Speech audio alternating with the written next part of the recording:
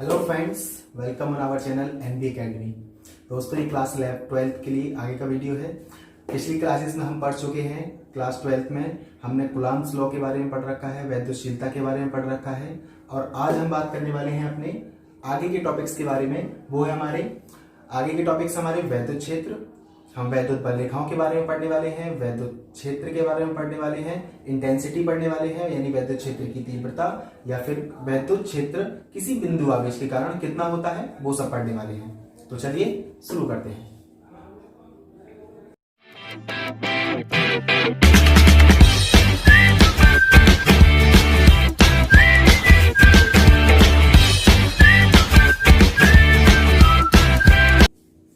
आज का हमारा टॉपिक है वैद्युत बल रेखाएं। वैद्युत बल रेखाएं क्या होती हैं? देखो, वैद्युत बल रेखाओं को समझें। देखो, वैद्युत बल रेखा क्या होती है? जैसे हमने पिछली वीडियो में चार्ज के बारे में पढ़ा था। अगर हम किसी चार्ज की बात करें, फॉर एग्जांपल मान लो मेरे हाथ पे कोई एक चार्ज पार्टिकल रखा है, कोई भी चार्ज पार्टिकल, फॉर एग्जांपल एक तेल की बूंद रखी है और उस तेल की बूंद पर कुछ इलेक्ट्रॉन्स की अधिकता है, तो उस तेल की बूंद पर क्या हो जाएगा? नेगेटिव चार्ज बन जाएगा और वह नेगेटिव चार्ज अब वह क्या हो जाएगी? आवेशित क्या हो जाएगी? तेल की बूंद कहलाएगी। अब अगर हम बात करें इस पर वैद्युत बल रेखाएं कहां से होती है? देखो, रेखाओं से पता चलता है कि ये कुछ लाइंस टाइप की, मतलब कुछ रेखाएं होंगी। तो पहली बात तो ये कोई एक्चुअल रेखाएं नहीं होती, ये काल्पनिक रेखाएं होती हैं। तो उस वैद्युत, ये जो हमारे पास तेल की बूंद की हमने बात करी थी, इमेजिनेशन करके देखें कि वो एक तेल की बूंद है या कहीं भी कोई चार्ज पार्टिकल रखा हो, तो वहां से कुछ अदृश्य और काल्पनिक रेखाएं निकलती हैं। अदृश्य और काल्पनिक रेखाएं निकलती हैं। वो जो रेखाएं होती हैं उन्हें हम क्या बोलते हैं? वैद्युत बल रेखाएं। अदृश्य का मतलब देखो, अगर हम देखो इनमें जो होता है, जैसे मान लिया आपके पास, इसको देखो हम ऐसे करके समझे, मान लिया हमारे पास कोई चार्ज पार्टिकल है क्यू कूलम्ब, उसमें से स्वतः ही यानी सेल्फ अपने आप ही, ना हमें कुछ करने की आवश्यकता होगी ना हमें कुछ उसमें डालना होगा, वो स्वतः ही क्या होता है? सेल्फ उसमें से अपने आप से क्या निकलती है? कुछ फील्ड लाइंस निकलती है, मतलब कुछ लाइंस निकलती है और वो अपना क्या बनाती है? फील्ड बनाती है, एक जोन बनाती है। उन्हें हम क्या बोलते हैं? ये जो रेखाएं होती हैं इन्हीं को हम क्या बोलते हैं? वैद्युत बल रेखाएं। अगर इनकी हम डेफिनेशन की बात करें तो डेफिनेशन क्या बनेगा इसका? वैद्युत बल रेखाएं वह काल्पनिक तथा निष्कोण वक्र है जिस पर कोई स्वतंत्र व पृथक्कृत धनावेश गति करता है। वैद्युत बल रेखाओं की अगर ये तो हो गया वैद्युत बल रेखाएं। अब जैसे मान लो आपके पास कोई, अगर हम इसके छोटा सा डायग्राम की बात करें, आपके पास कोई भी चार्ज पार्टिकल होगा तो अपने आप ही निकलेंगी। अब अगर हम देखें कि ये वैद्युत बल रेखाएं काम किस तरीके से करती हैं, यानी इनकी प्रॉपर्टीज क्या क्या होती हैं। वैद्युत बल रेखाएं जो होती हैं वो प्रॉपर्टीज क्या होती हैं और ये काम किस तरीके से करती हैं। तो इनकी कुछ प्रॉपर्टीज हैं, कुछ गुण होते हैं। वैद्युत बल रेखाओं के कुछ गुण होते हैं, वो क्या होते हैं उनके बारे में देखते हैं। देखो, अगर हम इनके गुण की बात करें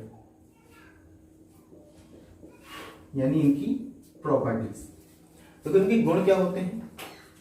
इनमें कुछ अलग अलग क्वालिटीज होती हैं। जैसे अगर हम सबसे पहले बात करें कि वैद्युत बल रेखाएं, इनमें वैद्युत बल रेखाएं सदैव किसी आवेशित वस्तु के पृष्ठ से लंबवत निकलती अथवा प्रवेश करती है। लंबवत निकलती यानी परपेंडिकुलर निकलती हैं और प्रवेश करती हैं, यानी उससे हम, जैसे अगर हमारे पास कोई भी आवेशित वस्तु है, फॉर एग्जांपल एक प्लस की कूलम्ब का चार्ज है, तो हमेशा वो कैसे निकलेंगी? उससे परपेंडिकुलर ही निकलेंगी और वैसे ही उसमें प्रवेश करेंगी। तो निकलेंगी कहां से और प्रवेश कहां करेंगी? अब ये वाली बात आ जाती है। तो हमेशा ध्यान रखना, वैद्युत बल रेखाएं सदैव धनावेशित वस्तु से निकलती हैं, यानी अगर कोई पॉजिटिव चार्ज होगा तो वहां से तो निकलेंगी और ऋणावेशित वस्तु में सदैव प्रवेश करती हैं। अगर कोई नेगेटिव चार्ज होगा तो उसमें क्या होगा? ये वैद्युत बल रेखाएं निकलती है, यानी इस टाइप से उनको अंदर की ओर दिखाया जाता है। तो ये जो हो गई, यानी सदैव धनावेशित वस्तु में प्रवेश करती हैं और ऋणावेशित वस्तु में, धनावेशित वस्तु से निकलती हैं और ऋणावेशित वस्तु में प्रवेश करती हैं।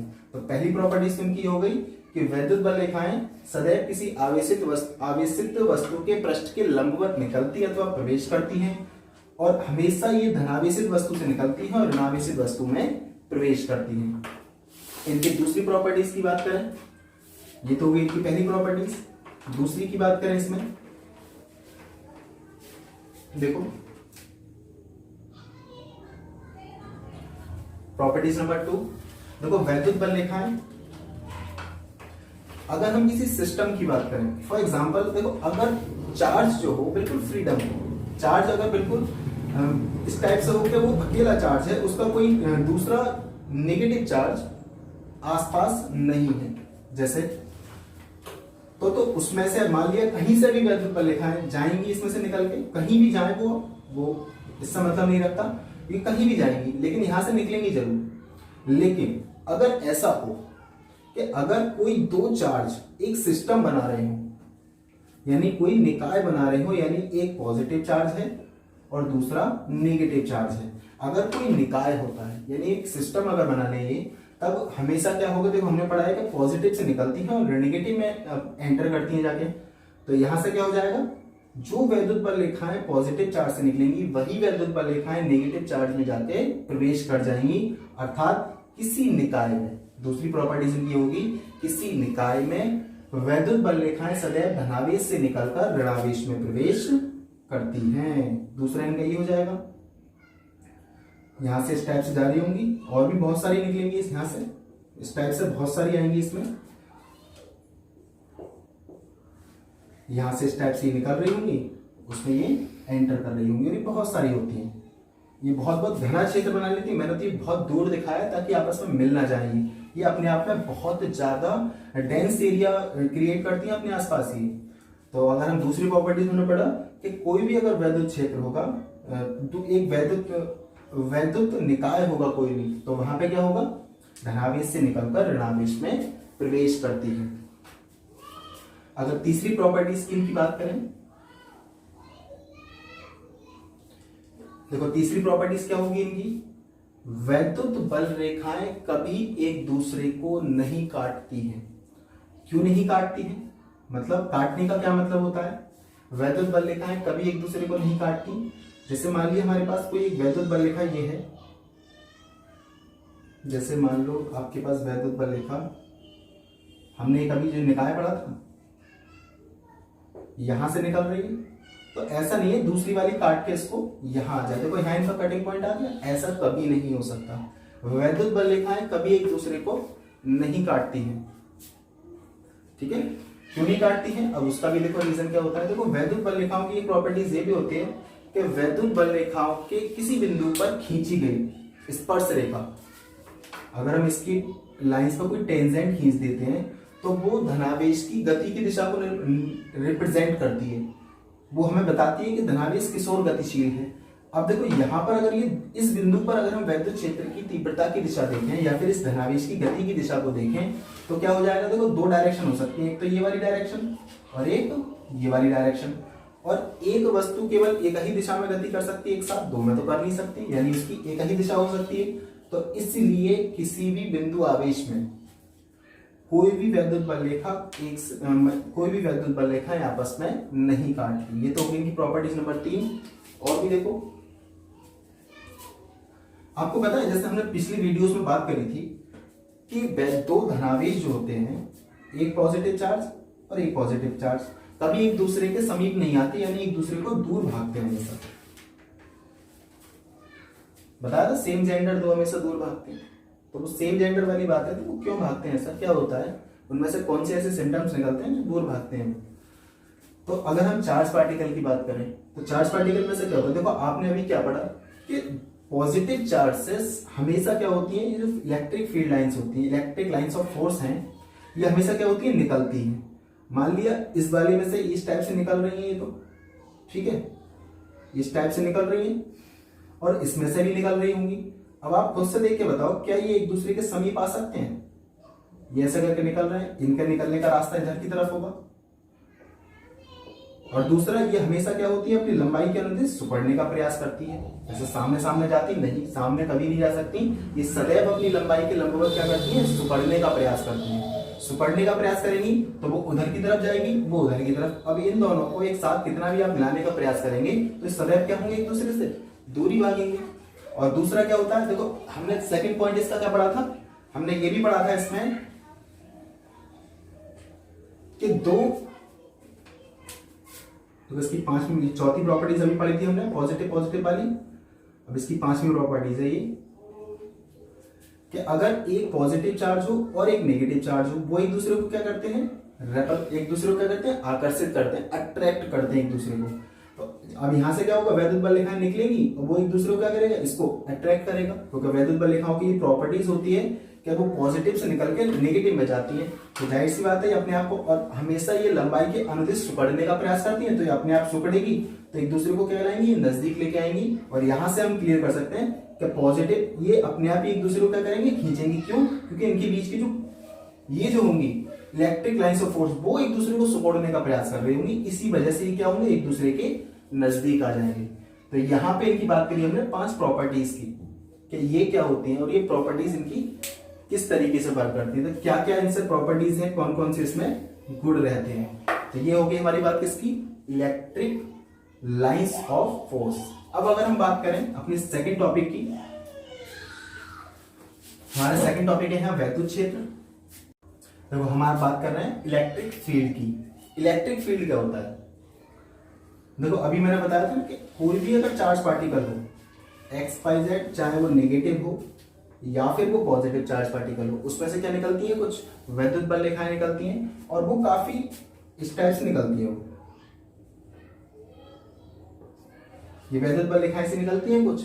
अब यही वैद्युत बल रेखाएं मान लिया ये कहां तक जाएंगी, जहां तक भी ये वैद्युत बल रेखाएं आगे जाएंगी वो सब क्या होगा, इनका एरिया होगा, यानी ये कितना एरिया में पहुंच रही है। ये जो इलेक्ट्रिक लाइंस ऑफ फोर्स है हमारे, ये कितने एरिया में जा रही है, वही क्या कहलाएगा, हमारा वैद्युत क्षेत्र।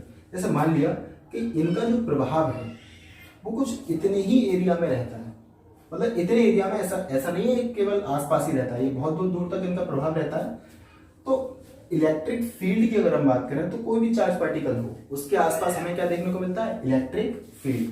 अब वो इलेक्ट्रिक फील्ड कैसे देखने को मिलेगा, अब यहां से हमारे पास कोई भी एक चार्ज पार्टिकल है, अगर हम अपनी तरफ से दूसरा एक चार्ज पार्टिकल इसके समीप लेके आए, दूसरा हमारे पास कोई चार्ज पार्टिकल है और हम इसको समीप लेके आते हैं, बहुत दूरी पर है, मान लिया अभी हम यहां पर हैं और यहाँ पॉजिटिव चार्ज पार्टिकल रखा हुआ है और ये पॉजिटिव चार्ज पार्टिकल है, तो जाहिर सी बात है इन दोनों में क्या होना चाहिए, एक दूसरे को रेपल करना चाहिए, एक दूसरे से दूर भागना चाहिए।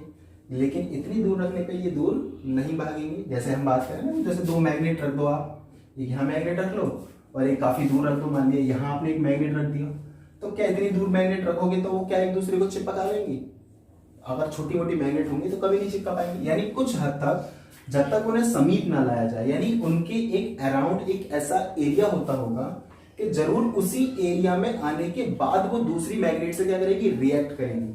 सेम रीजन यहां पर भी है कि अगर यहां पर रखा हुआ है तो इसके साथ कोई रिएक्ट नहीं करेगा, ना इस पे ये अट्रैक्ट करेगा, ना ही इसको रेपल करेगा। अगर हमने क्या करा, इसको उठा के थोड़ा सा नजदीक लेके आए तो शायद ही कुछ थोड़ा बहुत रिएक्ट करना स्टार्ट करे। लेकिन अगर हमने क्या करा, एक निश्चित लाइन के अंदर, मतलब एक सर्टेन टाइम इसमें हमने मान ली ये इसकी एक लाइन थी ऐसी कि यहां लाने के बाद हमें ऐसा लगा कि ये जो चार्ज पार्टिकल है ये कुछ थोड़े बहुत क्या कर रहा है, बल का अनुभव कर रहा है कि इस पर कोई दूसरा चार्ज पार्टिकल क्या लगा रहा है, फोर्स लगा रहा है।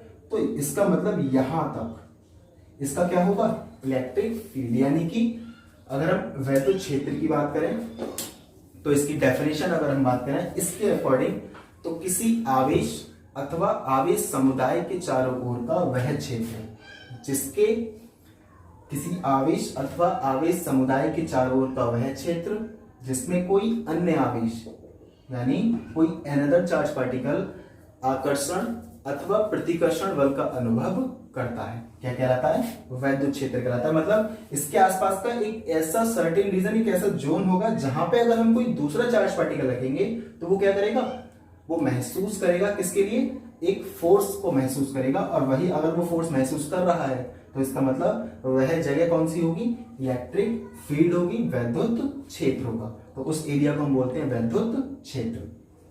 अब बात आती है वैद्युत क्षेत्र की तीव्रता की, कि ये वैद्युत क्षेत्र की तीव्रता क्या चीज होती है। तो ये वैद्युत क्षेत्र की देखो तीव्रता की बात करें हम, देखो तीव्रता का मतलब क्या होता है, हमने अगर वैद्युत क्षेत्र पढ़ लिया तो तीव्रता भी इसमें कुछ ज्यादा नहीं है। तीव्रता देखो क्या है, तीव्रता शब्द को लो आप तो सबसे पहले, ये जो तीव्रता है,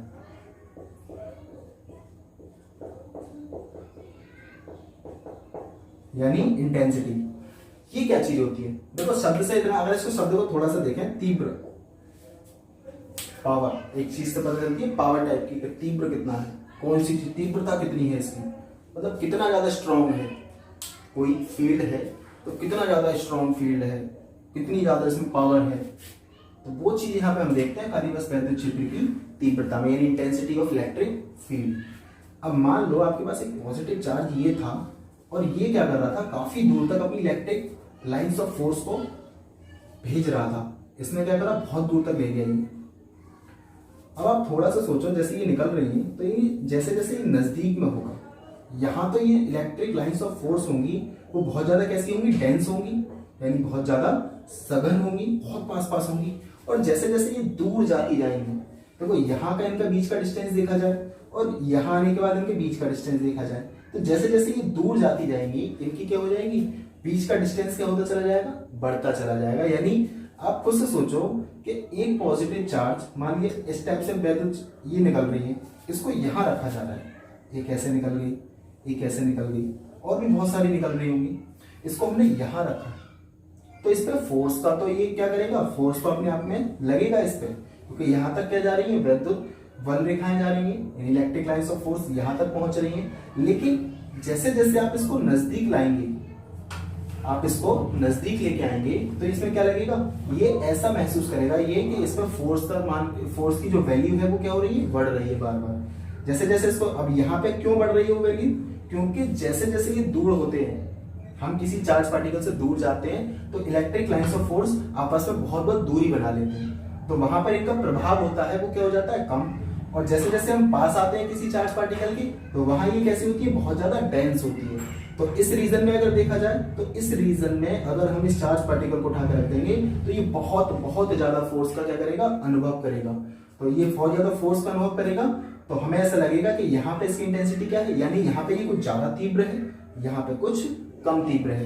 यानी तीव्रता का मतलब हो गया कि मान लिया यहाँ पर क्या है, इस पे F फोर्स लग रहा है, मान लिया यहाँ पर इस चार्ज पार्टिकल पर अगर हमने इस बिंदु आवेश पर रख दिया, तो यहाँ पे क्या लग रहा है, F फोर्स लग रहा है। तो देखो इसकी डेफिनेशन क्या बनेगी, अगर हम इसकी वैद्युत क्षेत्र की तीव्रता की डेफिनेशन देखें, तो वैद्युत क्षेत्र में, वैद्युत क्षेत्र ये पूरा क्या है, एक इलेक्ट्रिक फील्ड है हमारा, वैद्युत क्षेत्र में किसी बिंदु पर रखे परीक्षण आवेश Q0, परीक्षण आवेश Q0 पर लगने वाला वैद्युत बल, इलेक्ट्रिक फोर्स, वैद्युत बल तथा उस परीक्षण आवेश के मान का अनुपात उस बिंदु पर वैद्युत क्षेत्र की तीव्रता कहलाता है। देखो कैसे कहलाता है, मान लिया हमारे पास कोई चार्ज, एक मान लिया हमने कि हमारे पास जो एक परीक्षण आवेश है, यानी टेस्टिंग चार्ज जो हमारे पास, वो क्या है, टेस्टिंग चार्ज को हमेशा क्या मानते हैं, हम पॉजिटिव मानते हैं, उसको Q0 से डिनोट करते हैं। मान लिया हमारे पास Q0 है और उस पर जो कितना फोर्स लग रहा है इलेक्ट्रिक फील्ड के अकॉर्डिंग, E फोर्स लग रहा है, F फोर्स लग रहा है, सॉरी, उस पर F फोर्स लग रहा है, तो इंटेंसिटी क्या हो जाएगी उस बिंदु पर जिस पर ये हमने रखा है, मतलब जहां जिस प्लेस पर ये रखा है उस बिंदु पर वैद्युत क्षेत्र की तीव्रता का जो फॉर्मूला होगा वो क्या देंगे हम, इलेक्ट्रिक फील्ड की तीव्रता, वैद्युत क्षेत्र की तीव्रता को हम क्या करते हैं, E से रिप्रेजेंट करते हैं। देखो E से रिप्रेजेंट, यानी E बराबर होता है F ओवर Q0। तो ये हो गया हमारा वैद्युत क्षेत्र की तीव्रता का सूत्र, E बराबर F अपॉन Q0। अगर इसकी हम मात्रक की बात करें, देखो मात्रक क्या बनेगा इसका, फोर्स, फोर्स का मात्रक होता है न्यूटन और Q का मात्रक क्या होता है, कूलाम, सॉरी Q का मात्रक क्या होता है, यानी चार्ज का मात्रक क्या होता है, कूलाम। यहां से हमें इसका वैल्यू, यूनिट पता चल गया, न्यूटन पर कूलाम। इसके अगर हम विमीय सूत्र की बात करें, मैंने देखो शुरुआत में बताया था कि कोई भी अगर फिजिकल क्वांटिटीज हम पढ़ेंगे तो साथ में उसका यूनिट और डायमेंशनल फॉर्मूला यानी विमीय सूत्र के बारे में जरूर पढ़ेंगे। देखो न्यूटन इसका होता है mL/2 और कूलाम का होता है 80। अगर इनको हम सॉल्व करते हैं तो हमारे पास आएगा mL/2 एम्पेयर/3। ये क्या हो जाएगा, इसका विमीय सूत्र। और ये राशि कैसी होगी, यानी ये हमने बताया था राशि के बारे में पढ़ना चाहिए हमें, कि राशि कौन सी होती है, तो ये राशि कैसी होगी, ये सदिश राशि होगी, सदिश राशि। अब सदिश राशि है तो अब इसकी डायरेक्शन किस ओर होगी भाई, जब कोई भी अगर वेक्टर क्वांटिटीज है तो जाहिर सी बात है इसमें क्या होगी, कोई एक डायरेक्शन होगी, तो वो डायरेक्शन इसकी क्या होगी, देखो मान लिया आपके पास इसकी डायरेक्शन दिशा, इसकी अगर हम एक दिशा की बात करें तो इसकी देखो दिशा किस होती है, सदैव बिंदु आवेश, सदैव इसमें लिख दो धनावेश, सदैव धनावेश की गति की दिशा में, सदैव धनावेश की गति की दिशा में, या फिर बोल देते हैं धनावेश पर लगने वाले बल की दिशा में। देखो इसकी डायरेक्शन बहुत बहुत ज्यादा जरूरी है, इसीलिए मैंने इनको अलग से बता रहा हूँ कि इसकी डायरेक्शन आपको निकालनी आनी चाहिए। मैं अलग से जब न्यूमेरिकल जब समझाऊंगा इसमें आपको, तब ये डायरेक्शन ही हमें सबसे ज्यादा काम आती है, क्योंकि कोई भी वेक्टर क्वांटिटीज अगर होती है तो वो हमेशा अपने वेक्टर्स फॉर्म में ही जोड़ी जा सकती है अथवा घटाई जा सकती है, तो यहाँ पे उनकी डायरेक्शन पता होना बहुत जरूरी है। तो इसकी डायरेक्शन निकालनी आनी चाहिए हमसे, तो हम इसकी डायरेक्शन जब हम बात करेंगे तो न्यूमेरिकल्स में बहुत काम आएगा हमारे लिए। तो ये हो गया हमारे पास, देखो वैद्युत बल रेखा हमने पढ़ लिया, वैद्युत क्षेत्र हमने पढ़ लिया, वैद्युत क्षेत्र की तीव्रता हमने पढ़ ली। अब अगर हम बात करें इसकी शॉर्ट डेरिवेशन की, जो बहुत पूछा जाता है कभी कभी बोर्ड एग्जामिनेशन में, कभी नहीं अक्सर ये बोर्ड बहुत ज्यादा पूछा जाता है, इंपॉर्टेंट डेरिवेशंस में से एक रहता है ये, किसी बिंदु आवेश के कारण वैद्युत क्षेत्र की तीव्रता यानी intensity of electric field due to a point charge. अगर कोई पॉइंट चार्ज रखा हुआ है तो उससे r दूरी पर वैद्युत क्षेत्र की तीव्रता क्या होगी, देखते हैं चलो। और एक चीज और बता दूंगा आपको, ये जो हमारा सारा नोट्स है आपको हमारे पिछली वीडियोस में मैंने बताया था आपको लिंक में दे दिया जाएगा, या फिर हम बताए थे कि आपको वीडियोस में दे दिया जाएगा, लेकिन इस बार हमने क्या करा है, वीडियोस में देने में थोड़ा प्रॉब्लम आ रहा है, तो हमने क्या करा, आपको एक टेलीग्राम चैनल बना दिया है। अगर आप हमारे इस टेलीग्राम चैनल को सब्सक्राइब करेंगे, एनबी एकेडमी नाम से हमारा टेलीग्राम चैनल है, उसको आप सब्सक्राइब करें और आपको पता चल जाएगा सारे नोट्स आपको अवेलेबल सीरियल वाइज करा दिए जाएंगे। ये सारे टॉपिक्स आपको कहाँ मिल जाएंगे, वहां पे आपको अच्छे से रिटन वाइज मिल जाएंगे। तो टेलीग्राम चैनल को हमारे जरूर सब्सक्राइब करना और वहां जाके उस पर से सारे नोट्स ले लेना। तो हम बात करें किसी बिंदु आवेश के कारण वैद्युत क्षेत्र की तीव्रता, तो देखो इसमें क्या होगा, तो इसको मिटाई नहीं क्योंकि डेरिवेशन थोड़ा सा एक लंबा जाएगा, देखते हैं इसको, छोटा है ये और बहुत इंपॉर्टेंट डेरिवेशन है, इसको ये बहुत पूछा जाता है बोर्ड एग्जामिनेशन में। किसी बिंदु आवेश के कारण r दूरी पर वैद्युत क्षेत्र की तीव्रता किसी ना किसी सेट में रख दिया जाता है उत्तर प्रदेश के। देखो जैसे मान लिया हमारे पास कोई एक बिंदु आवेश है, ये हमारे पास क्या है, कोई एक बिंदु आवेश है जो निर्वात में बिंदु O पर स्थित है, निर्वात में बिंदु O पर स्थित है। इससे r दूरी पर एक बिंदु P स्थित है। मान लिया कोई एक पॉइंट है P जिस पर हमें क्या निकालनी है, ये डिस्टेंस कितना है इस बिंदु का, r है, तो इस पर हमें क्या निकालना है, वैद्युत क्षेत्र की तीव्रता निकालनी है। कि हमारे पास केवल चार्ज पार्टिकल है, देखो निकालने का तो हमारे पास एक तरीका ये भी है कि E बराबर क्या होता है, F/Q0। तो इस बिंदु को हम क्या रख सकते हैं, कोई Q0 रख दें। अगर इसमें हम कोई Q0 रख देंगे, वहां से फोर्स निकाल देंगे, लेकिन इतना झंझट करने का क्या फायदा। आप तो एक काम करो, हम एक ऐसा फॉर्मूला क्रिएट करते हैं जिससे कि हमें ऐसा कोई झंझट करने का फायदा ही ना मिले। देखो अगर हम इस पे मान लिया, इस पे क्या रखा हुआ है, अभी कुछ समय के लिए हम मान लेते हैं कि यहाँ पे क्या रखा हुआ है, चार्ज पार्टिकल रखा हुआ है, यानी परीक्षण आवेश Q0 रखा हुआ है। अब आप खुद से सोचो, हमने इसकी देखो डायरेक्शन निकल, अभी डायरेक्शन की बात करी थी, वैद्युत क्षेत्र की तीव्रता की दिशा किस ओर होती है, तो देखो दिशा निकालने के लिए अब आप ये देखो, हमें बताया था कि कोई भी परीक्षण आवेश होता है वो कैसा होता है, हमेशा पॉजिटिव लेते हैं। ये भी पॉजिटिव चार्ज है, ये भी पॉजिटिव चार्ज है। अगर इस पर फोर्स लगेगा तो खुद से सोचो, अगर ये वाला स्थिर है, मान लो इसको मैंने पकड़ रखा है, तो ये किस ओर भागेगा, ये तो इधर की ओर भागेगा नहीं, इस पर क्या लगेगा, बाहर की ओर बल लगेगा। यानी जो बल की दिशा होती है वही क्या होती है, वैद्युत क्षेत्र की तीव्रता की दिशा। तो हमें जो निकालना है बिंदु P पर, तो सबसे पहले अगर हम इसमें देखो क्या बात करें, मान लिया हमारे पास कोई एक परीक्षण आवेश है, माना निर्वात में बिंदु O पर एक कोई क्या रखा हुआ है, चार्ज पार्टिकल Q रखा है, जिससे r दूरी पर एक बिंदु P स्थित है, जिस पर हमें क्या निकालनी है, वैद्युत क्षेत्र की तीव्रता निकालनी है। तो उसके लिए देखो हम बात करें तो सबसे पहले अगर हम देखें इसमें कूलाम के नियम से, कूलाम के नियम से, यानी प्लस Q कूलाम के आवेश पर इस पॉजिटिव चार्ज पार्टिकल के द्वारा लगाया गया बल। और दो बिंदु आवेशों में अगर हमें बल निकालना होता है तो हम किसकी बात करते हैं, कूलाम्स लॉ की, जो कि हम पिछली वीडियोस में पढ़ चुके हैं। जिस बच्चे ने भी कूलाम्स लॉ को नहीं समझा हो वो पिछली वीडियोस को जाकर देखे, वहां वो कूलाम्स नियम को अच्छे से समझे, तो ये बहुत अच्छी तरीके से समझ में आ जाएगा कि आखिर ये क्या होता है। उसकी लिंक आपको डिस्क्रिप्शन में मिल जाएगी। देखो तो कूलाम्स लॉ से देखो क्या हो जाएगा, कूलाम लॉ क्या होता था, F इज इक्वल 1/4πε0 Q। यहां पर देखो हमारे पास एक तो चार्ज पार्टिकल है Q और दूसरा है Q0। दूसरा चार्ज पार्टिकल कौन सा है, Q0, और बीच का डिस्टेंस कितना है इनका, r²। इसको डाल दिया हमने इक्वेशन नंबर 1। अब हमें निकालना है यहाँ पे क्या, अब हम देखें वैद्युत क्षेत्र की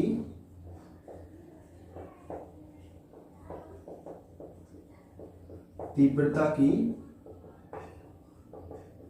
परिभाषा से, जो कि हमने अभी पढ़ा था, जस्ट अभी हमने क्या पढ़ा था कि E बराबर क्या होता है, F/Q0। अगर हम यहां से देखें, इसको डाल दें इक्वेशन नंबर 2, हम इसमें लिखते हैं समीकरण 1 से F का मान समीकरण 2 में